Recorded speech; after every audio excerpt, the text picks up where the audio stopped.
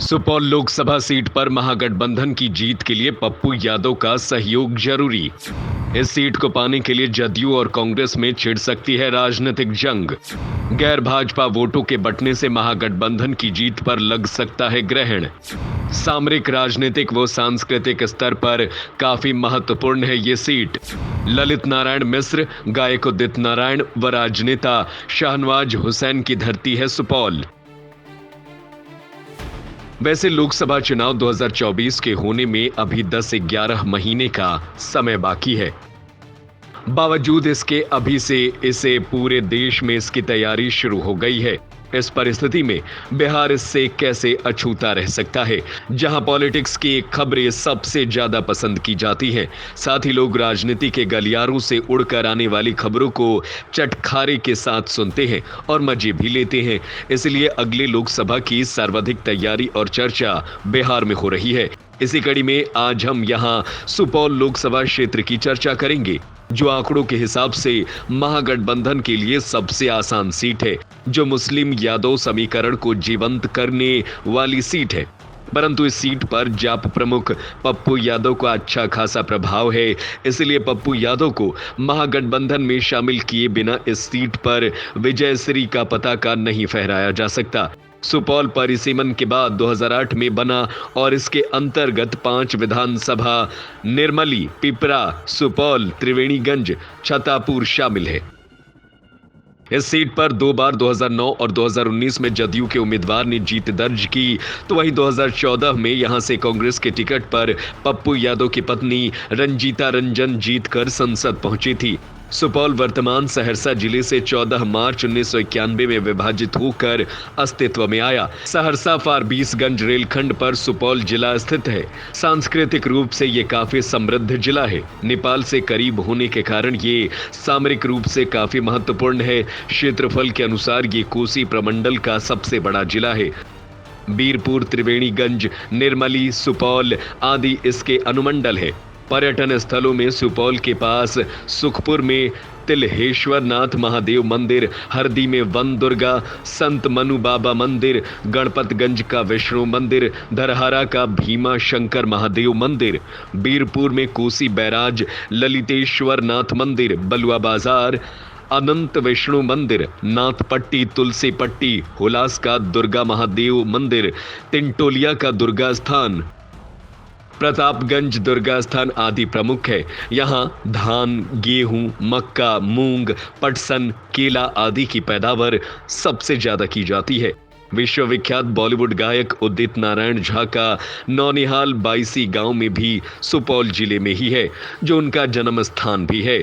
सुपौल जिला लोक गायिका शारदा सिन्हा, भारत सरकार में कैबिनेट मंत्री रहे ललित नारायण मिश्र, बिहार के भूतपूर्व मुख्यमंत्री डॉक्टर जगन्नाथ मिश्र, भाजपा के राष्ट्रीय प्रवक्ता व पूर्व मंत्री शाहनवाज हुसैन जैसे कई विशिष्ट व्यक्तियों के रूप में मशहूर है। ललित बाबू के पिता श्री राजेंद्र मिश्र भी स्वतंत्रता सेनानी तथा बिहार कांग्रेस अध्यक्ष के रूप में प्रसिद्ध हुए थे। सुपौल प्राचीन काल में मिथिला राज्य का हिस्सा था। बाद में मगध तथा मुगल सम्राटों ने भी राज किया। ब्रिटिश काल में सुपौल के प्रशासनिक और सामरिक महत्व को देखते हुए 1870 में इसे अनुमंडल का दर्जा दिया गया। अनुमंडल बनने के करीब 121 वर्षों के बाद सुपौल को साल 1991 में जिला बनाया गया। ये जिला अब विकास की नई बुलंदियों की ओर जा रहा है। उल्लेखनीय है कि 2014 में मोदी लहर के बाद भी भाजपा यहां जीत का परचम नहीं लहरा पाई थी और ये सीट रंजीता रंजन ने जीतकर कांग्रेस की झोली में डाला था। हालांकि 2019 में रंजीता रंजन यहां अपना राजनीतिक दबदबा कायम नहीं रख पाई और ये सीट जदयू ने जीत ली। 2009, 2014 और 2019 तीनों चुनाव में अपनी किस्मत आजमा चुकी रंजीता रंजन को इस सीट पर केवल एक बार 2014 में सफलता हासिल हुई। इस सीट पर रंजीता रंजन के पति और जन अधिकार पार्टी के अध्यक्ष पप्पू यादव का अच्छा खासा दबदबा रहा है। इस सीट पर रंजीता रंजन को तब सफलता मिली जब भाजपा और जदयू 2014 में अलग अलग चुनाव लड़ी। ऐसे में अभी 2024 में भी भाजपा जदयू अलग अलग चुनाव लड़ेगी। ऐसा माना जा रहा है कि इस सीट पर महागठबंधन के जिस दल को चुनाव लड़ने का मौका मिलेगा, उसके लिए राह थोड़ी आसान होगी। सुपौल सीट पर यादव और मुस्लिम वोटर बड़ी संख्या में है और उनका दबदबा रहता है। वहीं ओबीसी और मुसहर मतदाता यहां के चुनाव को अपनी वोट से प्रभावित करते हैं। यहां कोसी की कटाव और बाढ़ सबसे बड़ा मुद्दा है। शिक्षा और स्वास्थ्य के लिहाज से भी ये काफी पिछड़ा क्षेत्र है। बाढ़ की वजह से पलायन यहां की आम समस्या है। मालूम हो कि 2019 में सीट पर जदयू के दिलेश्वर कामत चुनाव जीतने में सफल रहे। यहां से कामत को 5,97,377 वोट मिले थे, जबकि कांग्रेस की रंजीता रंजन को 3,30,524 वोट मिले। इस तरह रंजीता रंजन को हार का सामना करना पड़ा।